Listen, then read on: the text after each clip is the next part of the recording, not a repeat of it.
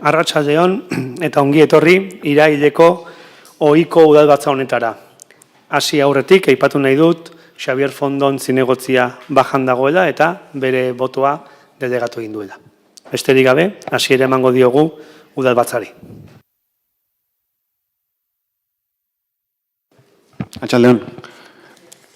Lehenengo puntua, 2024ko ekainaren 27 eta 2024ko uztailaren 18an egindako bileren akten zirriborroa irakurrita onartzea bidezko bada. Akten inguruan norbaitek zerbait? Ez. Bigarren puntua, onartzea hasierako izaeraz euskara sustatzeko jardueretarako diru laguntzen emakida araupetzen duen berariazko ordenantzaren aldaketa proposamena. Arratsaldeon guztioi. Ondoren irakurriko dutan proposamena, aurtengo uztailaren 22an, aho batez onartutako ordenantzaren aldaketa izango da. Bigarren atalean, hau da, euskara ikasteko eta hobetzeko izenekoan, aldatu egiten da 10. artikuluaren 2. paragrafoa. Honela geratzen dena. Ondorengo baldintzak betez gero, matrikularen 100% ordaintzeko erraztasunak eskatu ahal izango ditu ikasleak. Kendu egiten da 10. artikuluaren 2. atala. Holaxe diona, matrikularen gainontzeko 120 ikasleak ordaindu beharko du eta ikasturte amaieran udalak itzuliko dio. Baldin eta ikastaroan zehar gutxienez 185 asistentzia eta aprobetxamendua justifikatzen baditu. Aldatu egiten da 10. artikuluaren azkeneko paragrafoa, honela geratzen dana. Gutxieneko 185 asistentzia bete ez dutenei, udalak aurreratutako matrikularen 100% itzultzeko eskatuko die. Diru itzulketa 2 hilabeteko epean egin beharko da. Bestela, ezingo dute hurrengo 2 ikasturteetan bekarik eskatu. Eta 4. atalean dagokiona, hauxe da aldaketa. Erakunde ofizialek antolatutako unibertsitate mailako udako ikastaroetako izenekoan, kendu egiten da 16. artikuluaren 2. baldintza, honela diona. 30 urte edo gutxiago izatea diru laguntza eskatzen den momentuan. Gai honen inguruan, ez dakit norbaite baduen zerbait azaltzeko, ez? Bozketan jarriko genuke orduan, aldekoak. Aho batez onartzen da. Hirugarren puntua, 2024ko ekainaren 30 datako kontu hartzailearen txostenaren berri ematea. Dakizuen bezala, 3 hilabetero kontu hartzailearen txostenaren berri ematen da udalbatzan. Txosten honek berez 3 zati ditu. Denengoa ordainketen epearen informazio izaten da. Badakizue legez, 30 eguneko epea duela administrazioak eta udalek dutela ordainketa horiek egiteko. Gure kasuan, egun bat eta 69 beranduago egiten ege. Hau da, bataz beste, 30,69ko epealdira edo egiten egea ordainketa horiek. Bestetik, aurrekontuaren esekuzioan inguruan, hor kapituluzka dauzkazue datu guztiak, zein dan 2023ko gerakin erabilgarria, maileguen egoera, aurrekontuaren egonkortasuna, eta zenbaki saltza handia da, eta nebadezua azalduko dizue, baina normalean ez dugu egiten, eta ez naiz gehiago ilustatuko, eta azkenik izango ditzakena da gastuen fiskalizazioaren edo fakturak. Hau edena, ogasun batzordetik pasaziren azken batzordean, eta honenak hartzeitugu kontu emateko, berri emateko. Honen inguruan, bai. Buenas tardes, arratsaldeon. Con respecto al informe de intervención del segundo trimestre del 2024, el Grupo Municipal Socialista quiere trasladar una vez más su preocupación, como ya lo hemos hecho en otras ocasiones, también la portavoz del Grupo Municipal Socialista, Maider Lainez, y como así venimos haciéndolo de un tiempo a esta parte en todas las comisiones afectadas, como es el caso de Hacienda, Educación y Cultura y Servicios Sociales. Leído el informe, nos preocupa de sobremanera el estado en el que se encuentran las contrataciones, porque tenemos aquí, y me voy a ceñir al informe de la interventora, 7 contratos, aunque nos consta que hay más, que algunos de ellos han finalizado hace más de un año y no se ha realizado la prórroga escrita, pero que aún así se siguen dando servicio. Por ello, consideramos que es esencial y de primera necesidad que el equipo de Gobierno actúe y se ponga manos a la obra en este asunto. Primeramente, para obtener un diagnóstico real de la situación de la contratación en todas las áreas de este ayuntamiento, los contratos pendientes, que como vemos algunos llevan más de un año caducados, las licitaciones habituales, es decir, las correspondientes a los servicios actualmente en vigor que se van repitiendo año tras año, las nuevas licitaciones necesarias por ser actualmente contratos menores recurrentes y las que entendemos el equipo de Gobierno pretende llevar a cabo. Y segundo, obtenida esta fotografía, establecer un plan de acción en el que se marquen fechas y prioridades para solucionar esta situación. No es ni más ni menos lo que llevamos pidiendo desde hace meses en las diferentes comisiones y que aún no se nos ha presentado. Y estamos plenamente convencidos que será una herramienta útil para organizar también la sobrecarga de trabajo que por este asunto nos trasladan los trabajadores municipales, a los cuales aprovecho esta intervención en nombre del Grupo Municipal Socialista para reconocer su ingente y excelente labor en esta materia. Volviendo a la parte política, entendemos también que solucionar este asunto debe ser una prioridad de este equipo de Gobierno, porque al final esta mala situación o esta situación excepcional también influye en el estado económico de este ayuntamiento y no para bien precisamente. También entendemos que volver a licitar estos contratos, que están caducados, nos dará una nueva oportunidad para actualizar y mejorar dichos servicios actualmente desfasados que ofrecemos a la ciudadanía y que es lo que consideramos que nos debe mover para sacar este asunto de manera prioritaria. Queremos confiar, aunque tampoco tenemos muchas esperanzas, en que esta vez atiendan a la petición que os hace el Grupo Municipal Socialista y que en la presentación del próximo informe trimestral podamos ver avances en positivos y frutos sobre este asunto. Ya veremos qué pasa. Eskerrik asko, muchas gracias. Bai, ogasun batzordean esan genuen bezala, kontratazio teknikaria baja egoeran dago, ez dago zerrendik gaurkoz administrazio publikoan hori ordezkatzeko, eta formula ezberdinak begiratzen egia, esan genizuen formuletako horietako bat zeintzan, eta buru belarri erigea ganean hortan.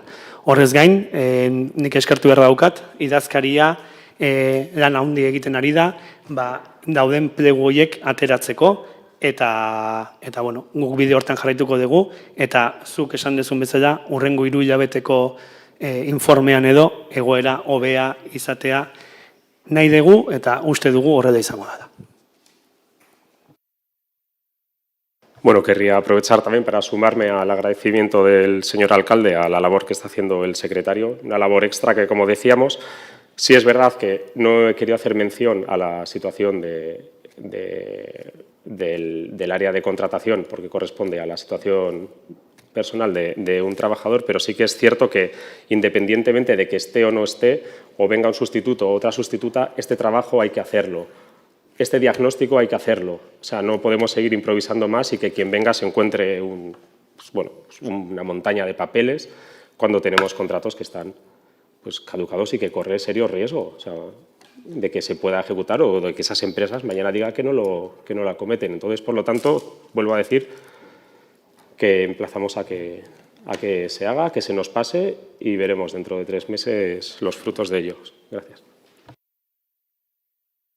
Nik, gehitzekotan bakarrikan hitzen duen kontratazio teknikaria baja bai ez, kontratazio teknikaria, baja da orain, kontratu batzuk bai dagoeneko urte eta hilabete daude, alegia, nik uste temera erantzukizunak ez dela pertsona batenak, elkarbanatua direla, teknikarianak, politikarianak guztionak, beraz nik uste ere ez degula zentratu behar justu gauza puntu hortan, baizik eta, ibilbide guzti hortan. Mintzat, erantzunkidetasuna denona da, eta nuke nahi goin simplifikatzea hilabete hontako baja hontara, zer ikusten badago datetan aurreko urteko abuztutik datozen esleipen batutaz ari gara, eta mintzat, nabardura hori egiteko. Egoera azaltzeagatik esan dut, badakizue ondo, ogasun batzordean hitzein dugu dako honi buruz, eta bilatzen nahi gehan formulei buruz ere. No tenía pensado intervenir, pero efectivamente no nos parece que sea correcto centrarlo en la persona de la técnico de contratación, porque además usted ahora habla de que en 3 meses espera o quieren que haya mejoras en el servicio, cuando la última comisión, que fue en julio, ya les trasladamos que además que una persona esté de baja, pues efectivamente es responsabilidad del equipo de gobierno que haya sustituciones, y si no se pueden conseguir con personal externo, pues tenemos técnicos también que pueden realizarlo dentro del ayuntamiento. Y fue compromiso del señor alcalde hacerlo así, y que nos iban a traer el plan de acción, que tampoco lo han traído todavía, con lo cual creo que ya llevamos muchos meses. Creo que no nos podemos seguir esperando a que haya soluciones.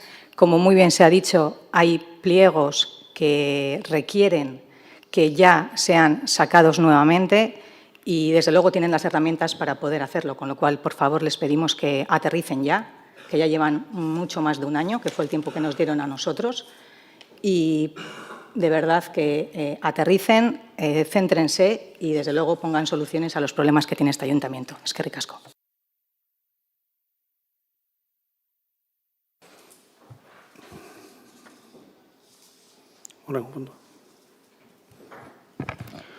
Hurrengo puntua, laugarrena ebazpenen berri ematea, zehazki 1696/2024 zenbaki dinetik 2071/2024 zenbaki dinera, eta tokiko gobernu batzarrak hartutako erabakien berri ematea, zehazki 21/2024 aktatik 23/2024 aktara. Hor zerbait? Ez. Bosgarren puntua, galderak, eskarak eta proposamenak. Bueno, arratsaldeon, buenas tardes de nuevo. Y esta pregunta va dirigida específicamente al señor alcalde. En el pleno de julio les interpelamos ante el error que ustedes cometieron en el proceso de participación que provocó que los ganadores del sorteo para poder presenciar los festejos de San Juanes no se les hubiese avisado y, por lo tanto, no pudiesen disfrutar de su premio.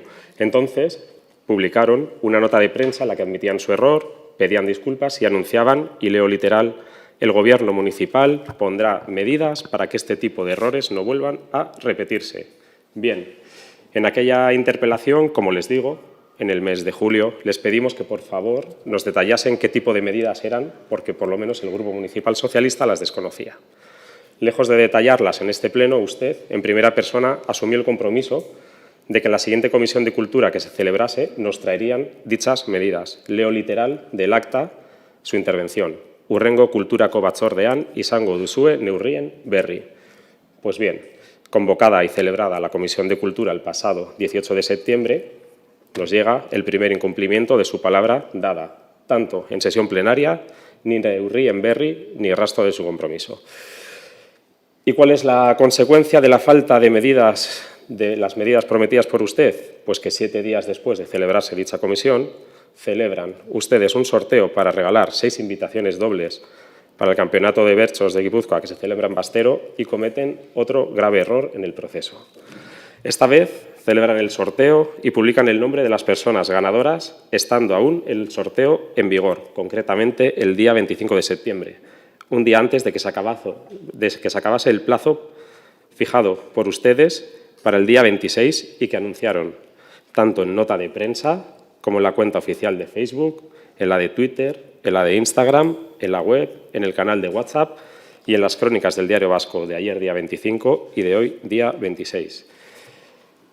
Y este es el segundo pleno consecutivo en el que tenemos que pedir explicaciones ante un proceso participativo mal ejecutado. Bien es cierto que esta mañana la concejala de Cultura me ha trasladado la explicación, cosa que agradezco, pero no deja de ser usted, porque así lo dijo en el anterior pleno, el responsable de esto. Y entonces, por lo tanto, y teniendo en cuenta que ya ha incumplido su palabra dada en el anterior pleno y considerando que la ausencia de dichas medidas anunciadas por usted son la consecuencia de este nuevo preocupante error, le volvemos a preguntar cuándo van a presentarnos las medidas para que este tipo de errores no vuelvan a repetirse.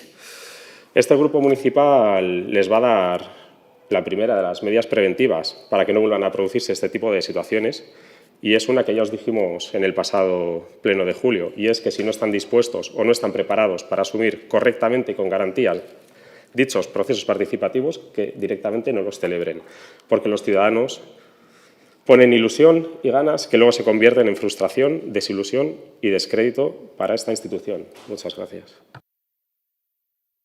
Bueno, zuk esan dezun bezala gaur goizean bai teknikariak eta bai zinegotzi aldunak bai idatziz eta gero zuri pertsonalki ahoz azaldu dizute zer dan gertatu dana. Egia da, egun bat lehenago ospatu zela zozketa hori, egia da baita ere atzotik aurrera ez da inor apuntatu, esan dezagun. Akatsaren jakitun gea, erantzunkizunez hartzen dugu, baina gure ustez, bai idatziz jaso dezuen komunikazioan eta bai ahoz kultura zinegotzen aldetik jaso dezuen azalpenean erantzunda dago. Erantzunda dago. Bueno, le he formulado una pregunta y usted no la ha respondido. No sé si deliberadamente o porque se la ha pasado, se la voy a volver a formular. ¿Cuándo van a presentarnos las medidas para que este tipo de errores no vuelvan a repetirse? Usted anunció que en la siguiente Comisión de Cultura se nos iban a pasar y no se han pasado. Y segundo, efectivamente, nadie pudo apuntarse ayer al sorteo porque ustedes limitaron la posibilidad de hacerlo, porque yo mismo intenté hacerlo y no se podía, lo tenían limitado. Por lo tanto, es imposible que sepan si alguien más lo intentó porque lo tenían limitado. Ya estamos hablando de temas técnicos y de decisiones, entiendo que políticas o directrices políticas para que ello no ocurra. Ya lo dijimos también en julio, al final entendemos que este caos y la desorganización nos da la sensación que ha venido para quedarse y al final el tiempo nos está dando la razón. Así que igualmente también les emplazamos a que una vez más aclaren públicamente el error, no solamente al concejal del Grupo Municipal Socialista, porque así lo pedimos, sino también, como hicieron la otra vez, al resto de gente que desde hoy, tal y como venía en prensa o como seguía apareciendo en la web, podía tener la posibilidad de participar en el sorteo, den explicaciones, asuman su responsabilidad y pidan disculpas. Muchas gracias.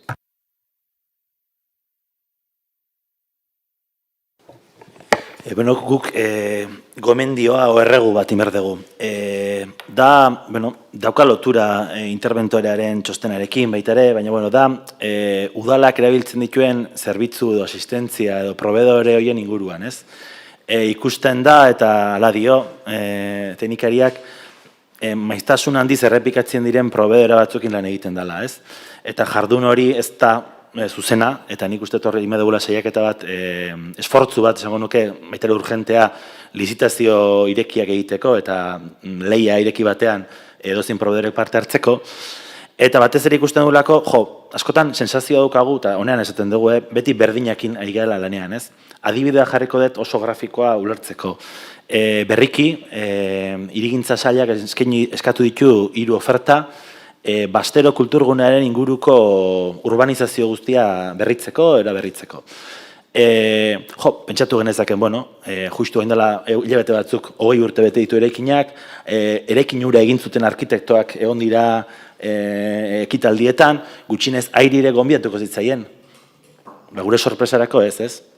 Betiko 2-3 ingenieri gonbiatu zaie, kasualmente, herriko auditeriaren obrak egiten dituzten ingenieriak, herriko errepiden obrak egiten dituzten ingenieriak, alegia, beti daude estudio berdinak, ingenieri berdinak. Guk ez dugu esaten txarra direnik, baizik esaten dugu, eman behar dela nola baiteko fleksibleagoak eta zabalagoak izan behar dugula kontratazioetan. Ze batean derrepente etortzen zaigu Bilboko estudio bat, adibidez, kulturako lokalen inventarioa egitera. Eta esaten dugu, ez aldago herrian, o eskualdean tokiko edo gertuko proveedori ziurrenik bai, ez? Beraz, gure gomendio aholkua zen, izan gaitezen zorrotzak, bere garaian hori eskatu zitzaigulako, eta nik uste tokiko artista, tokiko estudio, tokiko teknikari eta zerbitzu horien kontratazioa kanporateatzen denen gutxinez, eta zuzeneko kontratazioa direnean, errepikatzen dut, momentu honetan zuzeneko kontratazio asko egiten ari gera, saiatzea tokiko hornitzaileekin lan egitera, ez? Eta Basteroko kasua esan dut oso argia dela alako, ez? Ez dugu sensibilitatea ere izan eraikina bera egin zuen edo urbanizazio jatorrizko hori egin zuen artista berari eskatzea izu, egintzazu orain berriztapen lan batez, eskatu dugu, eta ulertzen dut askotan presarekin, dazkazu 3 proveedore eta venga, betiko berdinei. Nik uste inertzia horiek ere saiatu behar degula buelta ematen, bintzat alegin hori egiten. Erabat ados hausnarketarekin, eta jakin ez degula beti asmatzen eta ez degula beti lortzen, baina bai saiatzen geha da tokiko enpresekin, tokiko edo inguruko enpresekin lan egiten. Baina ez dugu, onartzen dugu, oraindik asko daukagula egiteko eta bide hortan jarraituko dugu.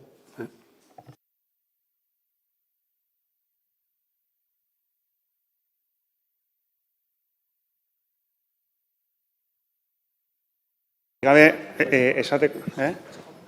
esateko da, streamen bitartez aigeala emititzen. Euskaraz, bai? Etxen bizkate gauzat. Politikoki bukatu dugu, udertzen dut. Bai. Orain ja herritarrari emango dio gutza. Bai, esan nahi nizun, streamen bitartez aigeala emititzen zuzenean, eta zure imagina eta hotxa grabatuko dela, zure oniritziarekin. Bale, konforme.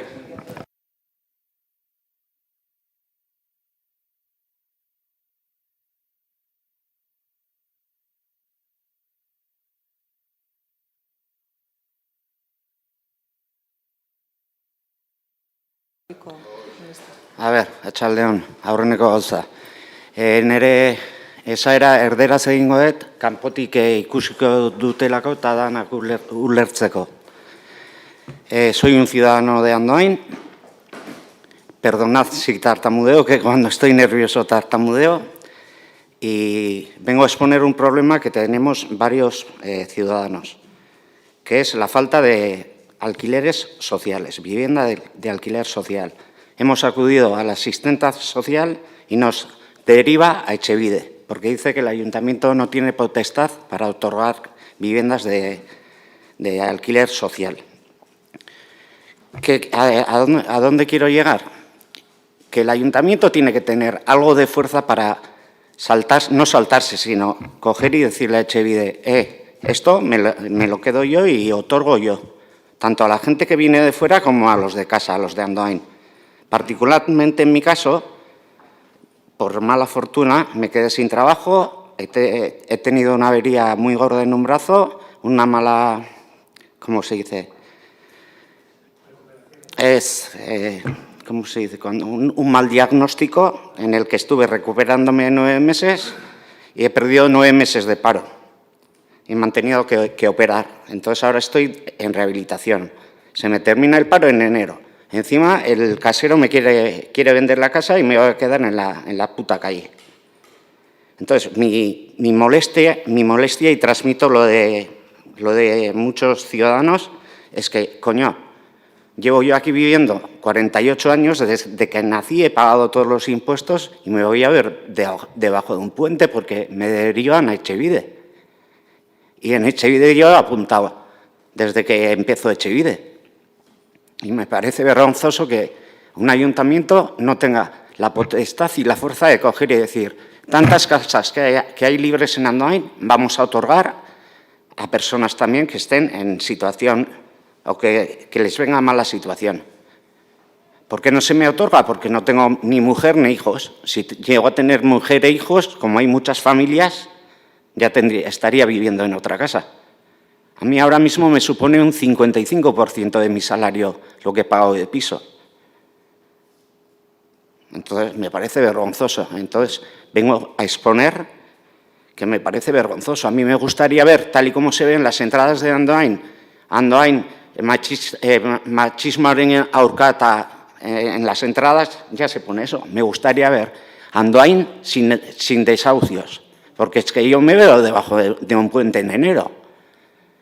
Con la RGI, encima me cambiarán de alquiler o lo que sea, me veo debajo de un puente. Y hay mucha gente en Andoain que está así. Entonces, yo creo que entre todos algo podréis hacer, porque la asistenta nos deriva a Etxebide. Y ya cuando se me está apretando mucho el cinturón ha sido cuando me he atrevido a venir aquí. No sé hablar en público, lo siento, pero las cosas son así. Y justo llego ahora a fin de mes, esto ahora ya en particular, pidiendo dinero a los colegas, a los amigos, y no, es que si en 3 meses me veo en la puta calle y ¿qué? Debajo del puente, ¿me vais a dejar en la puta calle? Hoy Etxebide se va a hacer cargo. Ahí muestro mi indignación, Porque la asistenta social me podía haber dicho, ya lo pondré en notificación del Pleno y ya informaré. Pero he ido 3 veces y las 3 me deriva a Etxebide. No tengo nada más que decir. Solo solicito que hagáis un esfuerzo por ver si se puede hacer algo. Jende asko dagoela ondoainen, ez ni bakarrik. Lo que pasa que ez dira atrebitu etortzea eta ni etorri naiz besteen ordez. Izieta modeo, lo siento. Itzaltzeko nuen, eskerrekoa. Bueno, arratsaldeon, ni naiz gizarte zerbitzuetako zinegotzia euskeraz zuzenduko naizugana. Bueno, egia da, esposatu duzun arazoa orokorra dela, Andoainen etxe bizitzaren arazoa. Oso errotua dagoen arazoa dela. Etxe bidera bideratu zaituzte, udal dauzkagun pisuak bertatik kudeatzen direlako, bai? Eta hor balorazioak egiten dira eta asignatzen dira etxe bizitzak. Dena den, orain nahi baduzu, ez zure kasu pertsonala zaritu zarelako bukatzen dugunean, bihar adostuko dugu hitzordu bat eta joango gara arduradunarekin hitz egitera. Ados? Bai? Zena gustatuko litzaiguke zure arazoa lehenbailen kudeatu ahal izatea, baina ezin dizut berme hori eman, dauzkagun etxe bizitza guztiak okupatuak daudelako gaur-gaurkoz. Dena den, bihar nahi baduzu, elkarrekin joango gara gizarte zerbitzuko arduradunarekin hitzordu bat edukitzera.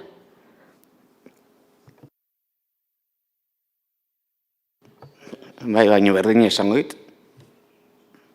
Eta ni badakit Andoainen etxe asko utzi daudela. Igual partikularrak izango die, baina hor zoik ere eskua sartzea izango duzu. Si está vacía la puta casa, hostia, o la alquilas, o si no la ponemos como alquiler social. Eso a los particulares también les podéis decir. Si no vas a utilizar la casa... Kontua da, hemen bi arazo, bat da orokorra, haizena esplikatzen, eta bestea haizeak azaldu nahi izuna da zurea partikulara. Bai gure aldetik esan, zure antzeko egoera egonduian kasuak izan ditugu da zoritxarrez hilabete hauetan, eta denei nirakida da irtenbide eman zaie da. Eta gero, beste arazo orokorrenekin, bai ari gera danean, eta denok ari gera danean, jakitun gera dako ze arazo daukagun herrian.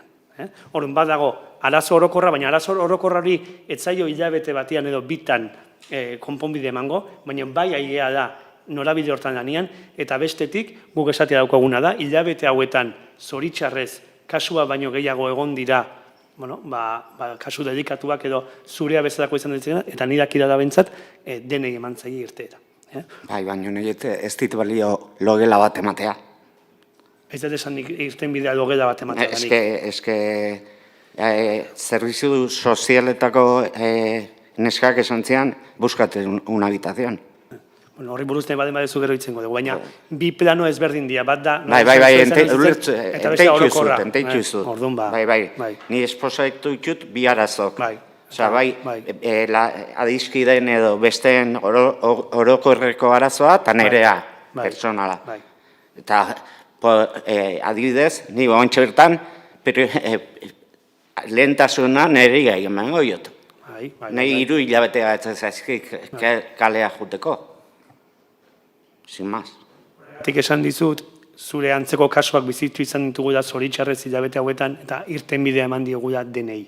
Horregatik aizeak esan dizu. Baina horrek ez du kentzen, zurea konponduta ere, herri mailan daukagun arazoak hor jarraitzen du. Eta horri irtenbidea ematen egia, baina gertatzen da hori ez da izango hilabete bateko edo 2 hilabeteko epe. Bai, esatik zutena, gustatuko litzaidekela kartela jartzea, Andoain sin desauzioz. Baina gauza bat, badago. Baina, si me echan en 3 meses estoy desahuciado, así que Kartela jata lertzeko modukoa. Bueno, nik esan dizut, guk hilabete hauetan bizi izan ditugun egoeretan, denei gu dakigu jabetzat irten bidea eman zaie. Ez dut gehiago ez esango. Vale, Eskerrik asko, Eskerrik asko zuri, eskerrik asko zuri.